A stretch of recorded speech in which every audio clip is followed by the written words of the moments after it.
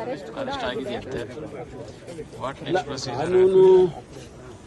ಕಾನೂನಿಗಿನ್ನ ಈ ದೇಶದಲ್ಲಿ ಯಾರೂ ದೊಡ್ಡವರಿಲ್ಲ. ಈ ನೆಲದ ಕಾನೂನನ್ನ ಎಲ್ಲರೂ ಕೂಡ ಗೌರವಿಸ್ಬೇಕು. ಎಷ್ಟೇ ದೊಡ್ಡವರಾಗಿರಲಿ ಗೌರವಿಸ್ಬೇಕಾಗತ್ತೆ. ಆ ದೃಷ್ಟಿಯಲ್ಲಿ ಏನು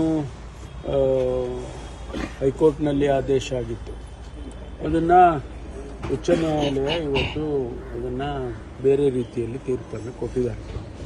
ಅಂದರೆ ಅವರು ಬೇಲ್ ಕೊಟ್ಟಿರ್ತಕ್ಕಂಥದ್ದು ಸರಿ ಇಲ್ಲ ಅಂತೇಳಿ ಅವರು ತೀರ್ಪನ್ನು ಕೊಟ್ಟಿದ್ದಾರೆ. ಆ ತೀರ್ಪನ್ನು ಗೌರವಿಸಬೇಕು ಮತ್ತು ಮುಂದಿನ ನ್ಯಾಯದ ಹೋರಾಟ ಅವರಿಗೆ ಅವಕಾಶಗಳು ಕಾನೂನಿನಲ್ಲಿ ಇದ್ದಾವೆ. ಅದನ್ನು ಅವರು ಮಾಡ್ಕೊಳ್ಬೋದು. ಅದಕ್ಕೂ ಈ ದೇಶದ ಕಾನೂನಲ್ಲಿ ಅವಕಾಶ ಇದೆಯಲ್ಲ, ಅದನ್ನು ಕೊಟ್ಟಿದ್ದಾರೆ. ಅಲ್ಲ, ಬೇಲ್ ಕೊಟ್ಟಿದ್ರ ಬಗ್ಗೆ ಸರ್ಕಾರದ ಆಕ್ಷೇಪ ಇತ್ತು, ಹಾಗಾಗಿ ಮೇಲ್ಮನವಿ ಹಾಕಿದ್ರಿ. ಅಂದ್ರೆ ಯಾವ ಸರ್ಕಾರ ಈಗ ಕಾನೂನು ಅಂತ ಹೇಳಿದ್ನಲ್ಲ, ಕಾನೂನನ್ನೇ ನಾವು ನೋಡ್ಬೇಕಲ್ವಾ. ಅದನ್ನ ಕಾನೂನು ಇಲಾಖೆಯವರು ಮಾಡಿದ್ದಾರೆ. ಹಾಗಾಗಿ ಅವರು ಅದನ್ನ ಎತ್ತಿ ಹಿಡಿದಿದ್ದಾರೆ ಉಚ್ಚ ನ್ಯಾಯಾಲಯದಲ್ಲಿ.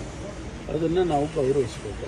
ಜೈಲು ಅಧೀಕ್ಷಕರ ಬಗ್ಗೆ ಕೂಡ ಕೋರ್ಟ್ ಕಮೆಂಟ್ ಮಾಡಿದೆ. ಅಂದ್ರೆ ಅವರಿಗೆ ಕೆಲವೊಂದು ಸ್ಟಾರ್ ಫೆಸಿಲಿಟೀಸ್ ಬಗ್ಗೆ ಅದನ್ನೆಲ್ಲ ನಾವು ಈಗ ನಮ್ಮ DG ಪ್ರಿಸನ್ಸ್ ಅವರಿಗೆ ಸೂಚನೆಗಳು ಬಂದಿರುತ್ತೆ. ಕೋರ್ಟಿನ ಈ ರೀತಿ ಕೋರ್ಟ್ನಲ್ಲಿ ಅಬ್ಸರ್ವೇಷನ್ ಮಾಡಿದ್ದಾರೆ ಅಂತ ಅಂದಾಗ ಅವರು ಕೂಡ ಎಚ್ಚರಿಕೆಯಿಂದ ಕೆಲಸ ಮಾಡ್ತಾರೆ. ಬಟ್ ಈಗ ಎಷ್ಟು ಜನ ಅರೆಸ್ಟ್ ಆಗಿದೆ ಸರ್ ಟೋಟಲ್? ಈಗ ಎಲ್ಲಿಗೆ ಇವ್ರನ್ನ ಬಳ್ಳಾರಿಗೆ ಕರ್ಕೊಂಡು ಹೋಗ್ತಾರಾ ಅಥವಾ ಇಲ್ಲೇ ಉಳಿಸ್ತಾರಾ? ತೀರ್ಮಾನ ನಾವೇನು, ಅವರು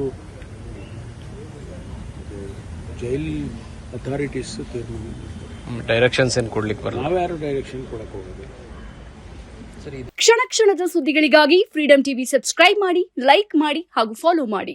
ಹೊಸ ಸುದ್ದಿಗಳ ನೋಟಿಫಿಕೇಶನ್ಗಾಗಿ ಬೆಲ್ ಐಕಾನ್ ಮೇಲೆ ಕ್ಲಿಕ್ ಮಾಡಿ.